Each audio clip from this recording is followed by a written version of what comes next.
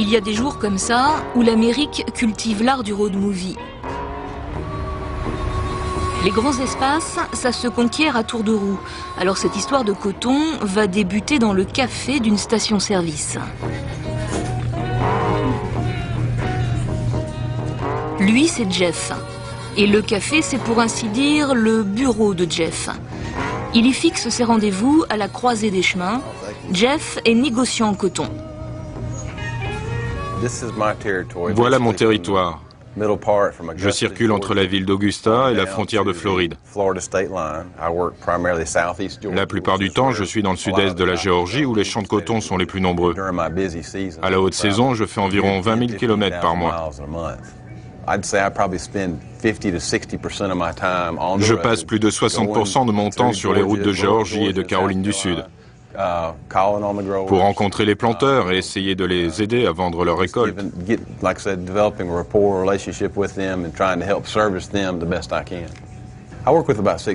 Je travaille avec 600 producteurs. Bon an, mal an, oui, 600 producteurs. Je connais chacun d'entre eux, personnellement.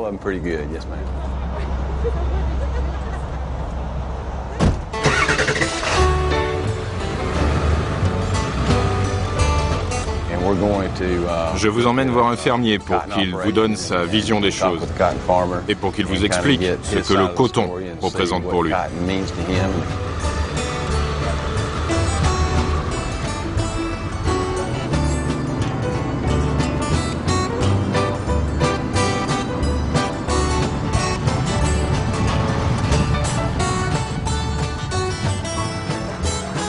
La récolte de cette plantation, c'est Jeff qui va la vendre à l'exportation pour 300 000 $.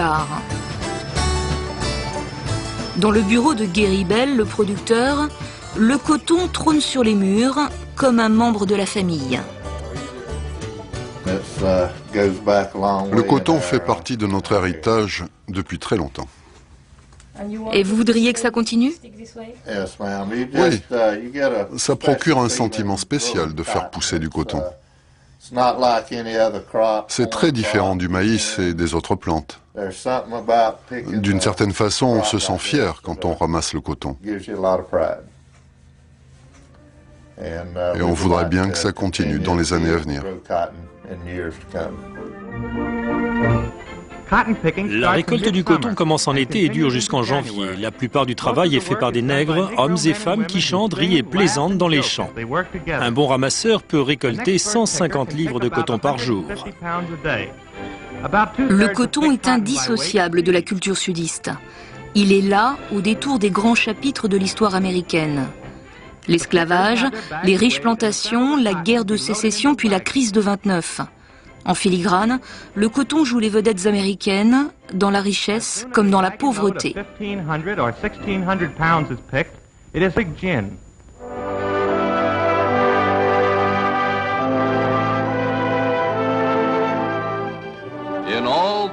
Aux États-Unis, aucune autre production n'a autant d'impact économique sur le destin des hommes.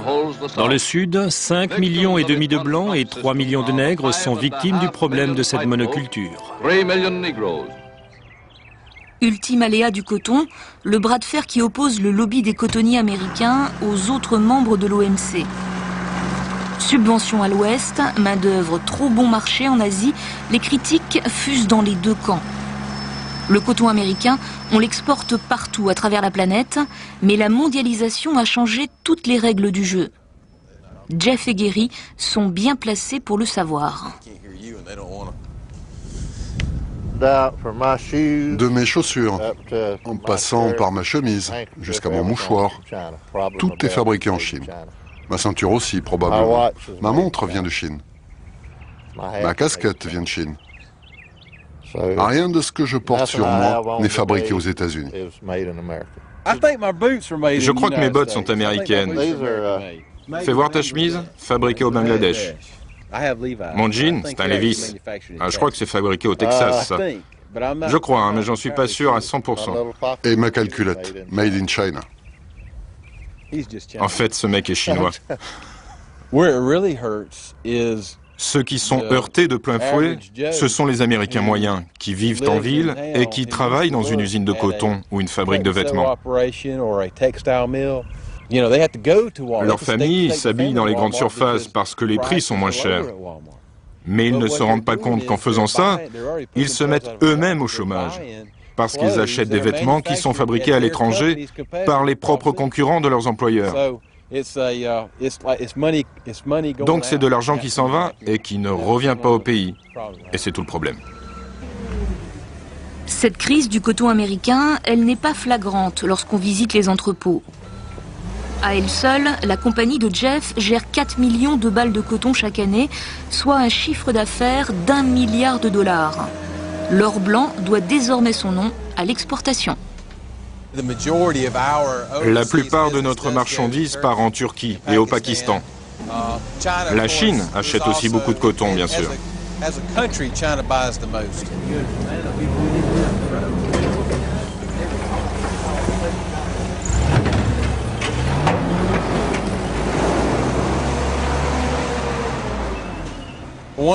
Une fois que le producteur a emmené son coton à l'entrepôt, qu'il est payé et que les balles sont chargées dans les camions, alors là, ce n'est plus mon problème.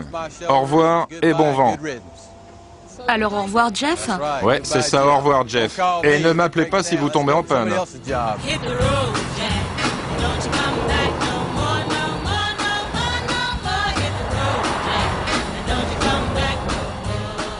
Des camions clinquants, une autoroute presque trop balisée, va pour la suite. On the road again jusqu'au port de Savannah.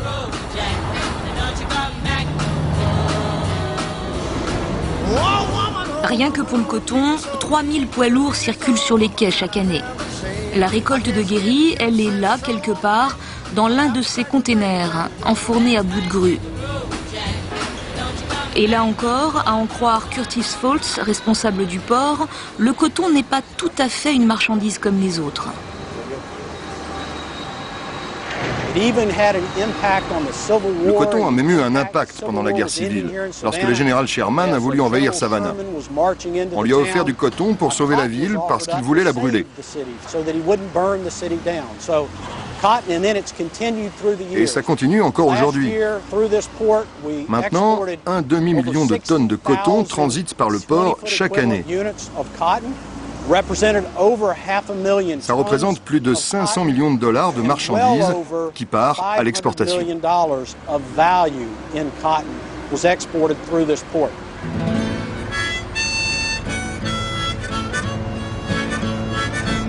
Au bout du bitume, la mer prend le relais.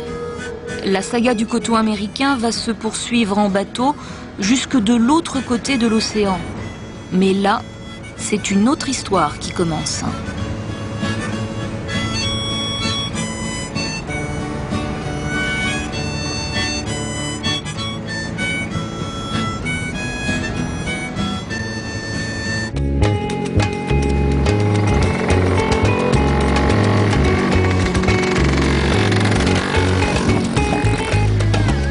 Quatre semaines plus tard, le sud-est de la Turquie. Terme du voyage pour 25 containers de coton exportés par Jeff et livrés dans la ville de Gaziantep, à 250 km des bords de la Méditerranée.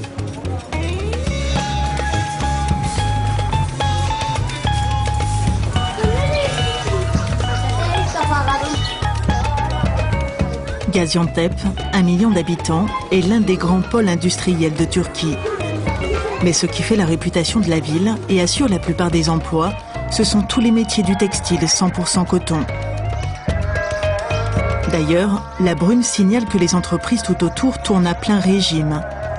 De la chimie, bien sûr, mais aussi des centaines de petits ateliers de confection.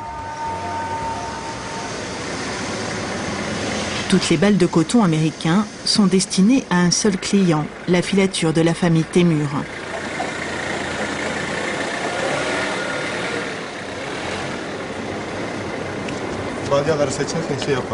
Depuis 2001, le jeune commercial et le directeur de production ne jurent plus que par ce coton venu d'outre-Atlantique.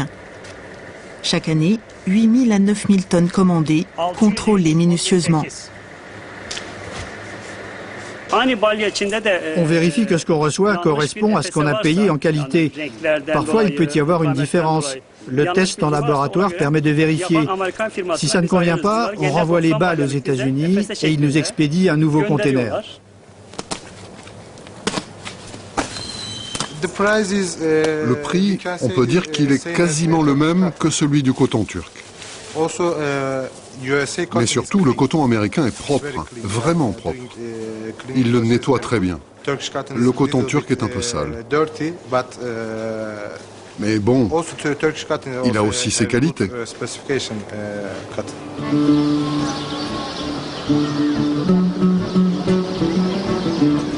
La Turquie compte en effet parmi les 10 plus grands producteurs de coton au monde. À 60 km à peine de Gaziantep, commencent les terres agricoles du grand sud-est du pays.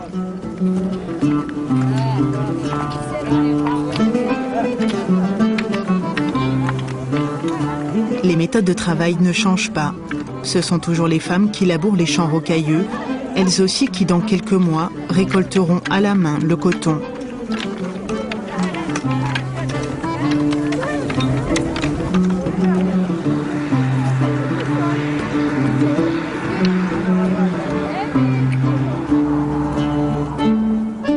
Le pays n'est pas prêt pour autant à se laisser envahir par le coton américain. Plus à l'est, un gigantesque programme de barrages et d'irrigation est en cours et vise à doubler la production agricole.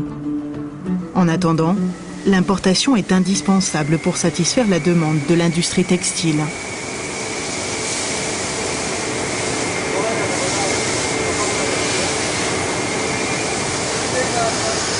Dans la filature de la famille Temur, chaque année sortent 8300 tonnes de fil, 100% coton américain. Les machines, elles, ultra modernes et bruyantes, sont de marque allemande. Seule la main-d'œuvre est turque. Mais cette seule étape de production est rentable en Turquie. Une fois passés les tests de qualité, les bobines de fil fournissent en partie les autres ateliers de Gaziantep. Le reste est vendu à l'étranger. Les salaires sont moins élevés que dans bien des pays. C'est la raison pour laquelle on peut importer le coton brut des États-Unis et le transformer en fil en Turquie.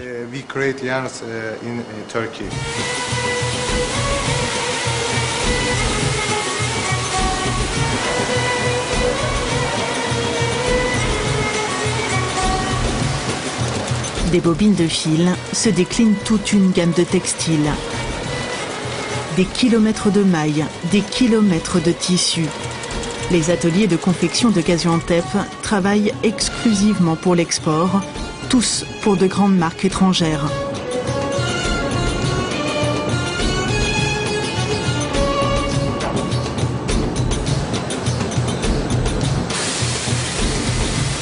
Face à la concurrence de la Chine, la Turquie est réputée pour le soin et la qualité apportée à son travail.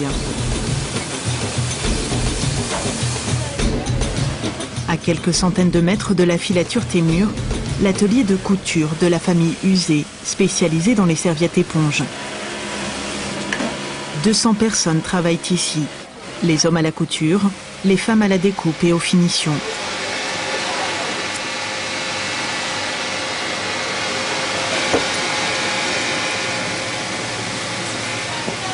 Ida, la jeune contremaître, surveille la qualité en permanence. Il y a des mailles qui ont sauté dans le tissage. Quelques mailles, mais pas toutes. Pas toutes, mais il faut bien vérifier. Tu finis et tu vérifies serviette par serviette.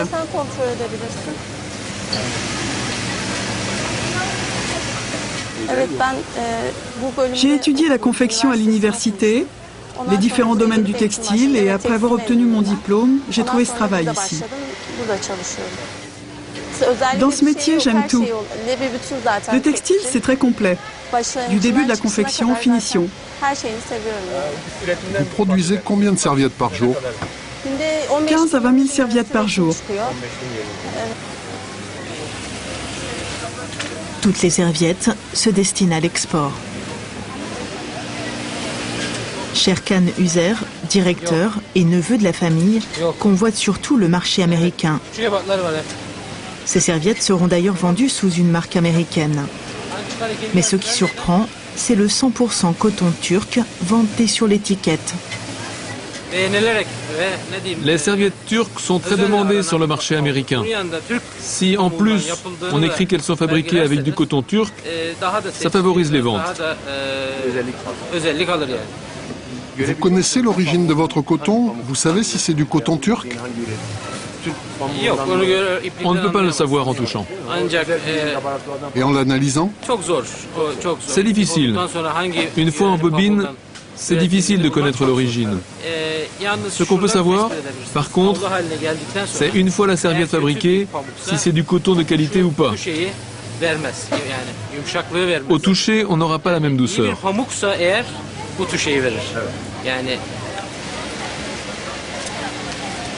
Ce que les Américains apprécient tant, c'est peut-être tout simplement leur propre coton, qui leur revient en serviette éponge, made in Turkey.